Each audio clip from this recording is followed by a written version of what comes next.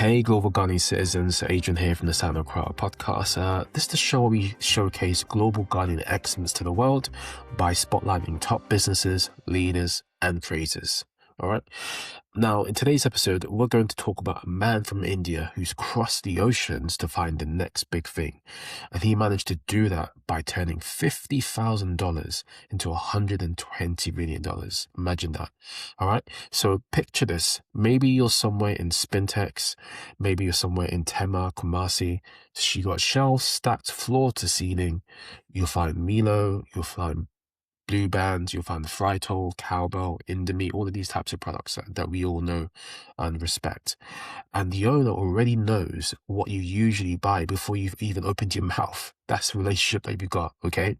And she's been doing it for maybe 15, 20 years, has real loyal customers, right? But here's the thing, to the global digital world, she basically does not exist. She's completely invisible, okay?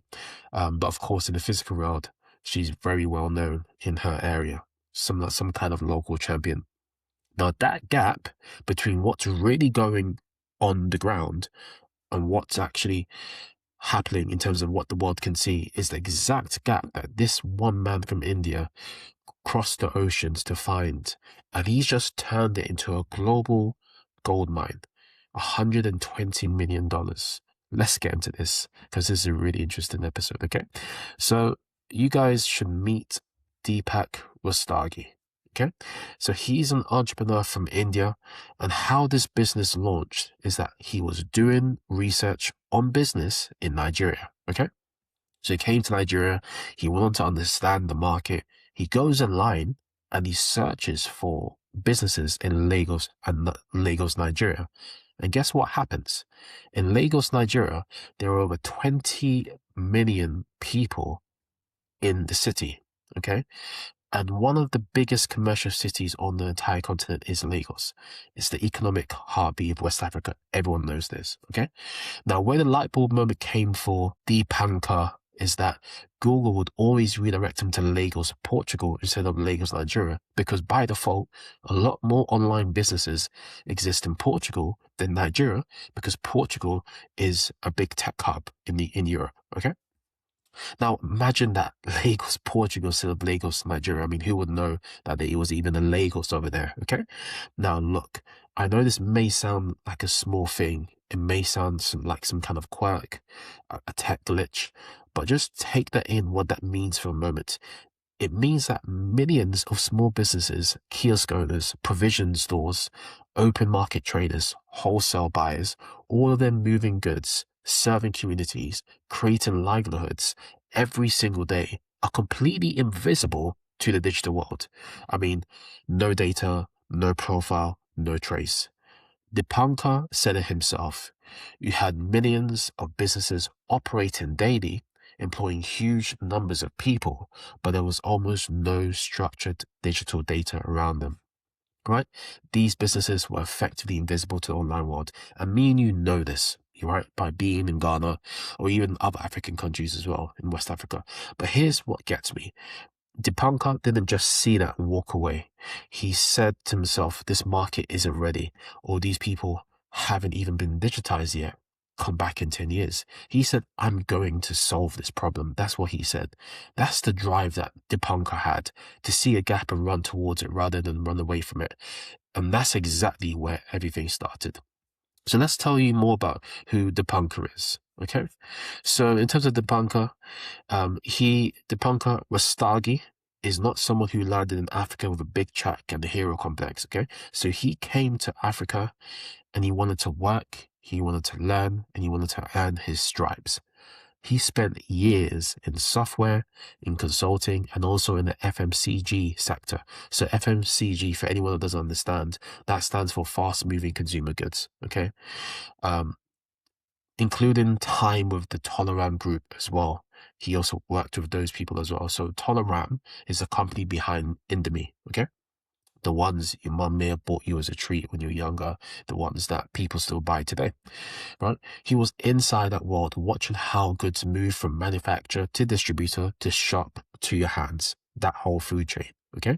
He felt the friction and he understood the layers of what was going on. Prior to this, Deepankar also built something called WeConnect. It's a local search engine, and it was designed specifically to help small businesses in Africa become digitally discoverable. He was already solving the visibility problem before Omnibiz even became an idea. So when he finally launched Omnibiz in 2019, right, he was building from a deep place of observation and experience. Okay. And that's an important detail, right? The best businesses aren't built on inspiration alone. Okay. They are built from all of these important things. They are built from watching years and years and years, observing the market, understanding what's happening, and using those insights to dictate where the business should go. And that's exactly what Deepankar did. Now, West Africa's informal trade economy is massive, okay? We're not just talking about a side hustle or an asterisk in the GDP. We're talking about the backbone of how goods move from where they're made to where they're needed. The kiosk owners, the provision shop aunties, the open market traders loading up a Makela market or Kumasi Central before the sun is even up. You know, the cold store operators, the wholesale buyers who knew every distributor in the city by first name. These people employ millions. They serve millions. They keep communities running. But the systems, right? The systems that are around them are completely fragmented. A retailer needs to restock. She calls a distributor, who calls another distributor, who maybe checks with somebody else. Okay? Nobody knows exactly what's in stock. You know, and I've seen this happen, right? Prices may shift depending on who you know and who likes you that day. You know, that's kind of how the market works, okay? Especially in West Africa. Access to credit, forget it, because the banks can't even see your transaction history, okay? And some of these people aren't even banked, right? You're invisible. These people are invisible. Okay. Now, what Omnibiz built is a platform that connects those retailers directly, okay, to manufacturers and distributors through digital ordering, real-time stock visibility, embedded finance tools, and logistics. Okay. Logistics coordination through dozens of delivery partners, and so on and so forth. Now, they operate in Ghana, as well as Ivory Coast, our Ghanaian neighbors, and Nigeria as well, of course, okay, which is the biggest West African economy, okay, working with more than 200 brands, okay, so a lot of brands you can see, you know, if you're watching on YouTube, you can see some of the brands: Unilever, Colgate, Indomie, Kellogg's, Kimberly-Clark, Nestle, 7-Up, Arla, you know, the list goes on and on and on and on. You can check this out, you know, on their website. I'll leave a link in the description below. But here is the line that I keep coming back to. Deepankar said, "We are a data company. We're not a logistics company." And think of Uber, think of Airbnb, think of, you know, Bolt, think of some of these platforms that don't own the actual infrastructure. They just own the audience, or they own the data. This is exactly the same model that Deepankar has used for his business. Him and his team made a deliberate decision not to build what already exists, because the problem was never that there was never enough trucks or the trucks were being used. The problem was that there was never enough trucks. The problem was that the trucks weren't being used efficiently. The problem was that, you know, nobody was coordinating information. He wants Omnibiz to be the backbone of African trade, not the DHL of Africa, the nervous system, the connective tissue underneath the economy we already have. Understanding where this business sits in the market is really, really, really important. Now, let me give you the numbers because they deserve to be said out loud. Deepankar started with $50,000 he earned from support from family and friends. So he had some initial seed money from people that he loved. He built an early operating pool of about $300,000 from that. So he raised some angel funds. He then stayed bootstrapped through the COVID period. If you ran any business during the COVID period, you know what that took, okay? That was not an easy period. And check this out. His first outside raise, so outside of his network, family and friends, his first raise was $3 million in 2021.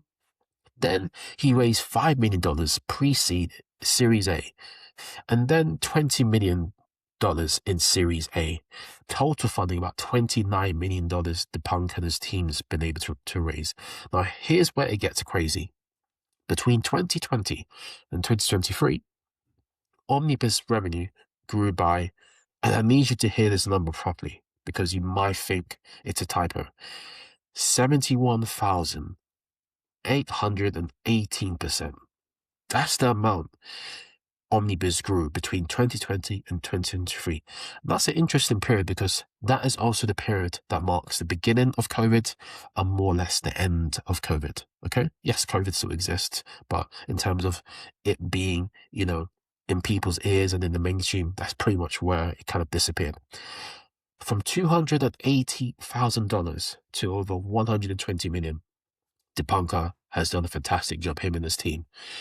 Now, by 2024, the Omnibiz platform had already processed over 1.3 trillion naira in transactions. That's roughly about $810 million. Okay? 150,000 retailers, 5,800 distributors, all connected through one platform. Ghana is in that network. This is all happening in our ecosystem. And the company reached net profitability in 2024. Asset light, lean, built on data, not owning things, only seeing things clearly. And that's where the business came from. Right? So global Ghanaian citizens, there you have it. This isn't just a startup story. This is a story about what happens when someone comes to your city, your market, your neighborhood, your street, and sees what you stop seeing. When you grow somewhere and when you're deep inside something, you stop noticing the gaps, okay? It's so easy to get familiar with your surroundings and to not see what you're not seeing, to be blinded by certain gaps. But when someone new comes into your environment, they may see blind spots that you may not see, and this can happen in life for sure. The provision shop has always worked the way it's worked. The market has always been the market, and that's just how it is. We accept it, okay? But the Deepankar, right, a foreigner, came into Nigeria. He then searched for Lagos, kept getting redirected to Lagos, Portugal, and thought, this is an opportunity, rather than thinking this place isn't ready. So the question is, what are we still walking past that we aren't seeing, that our eyes aren't capturing? What is the everyday thing in our economy, in our culture, in our neighborhood that we've accepted as it is, but that someone looking with fresh eyes would immediately see as an opportunity? Because the informal economy is ours, the market women are ours, the kiosk owners are ours, that grinding daily hustle of trade that starts before the rest of the world is awake, that is all ours, that all belongs to us in West Africa, in Ghana. The lesson from Deepankar is that not to sit back and wait for someone from outside to come and unlock it. The lesson here is to look again, to look properly, to look at what you know like you've never seen it. All right? Because someone is going to build the digital backbone of West African trade. And based on the story, the work has already begun. So that's it for today, Global Ghanaian citizens. If you made it to the end of this episode, thank you very much for listening. Leave a comment if you're watching on YouTube, and just drop the word Omnibiz if you got to the end of this episode. I would really love to know who listened all the way through. If you're listening on audio podcasts, come to our website, drop us a voice note, let me know what you think of the episode. If this episode made you think, share it with a friend, colleague, or family member who's thinking about starting a business in Africa or for Africa, or pass it on to an existing entrepreneur that you know to inspire. The economy was always there. We just needed someone to see it. I've been Adrian Daniels. This is Sound of Accra podcast. Until next time, keep watching, keep building, take care, God bless, and I'll catch you in the next one. Thank you.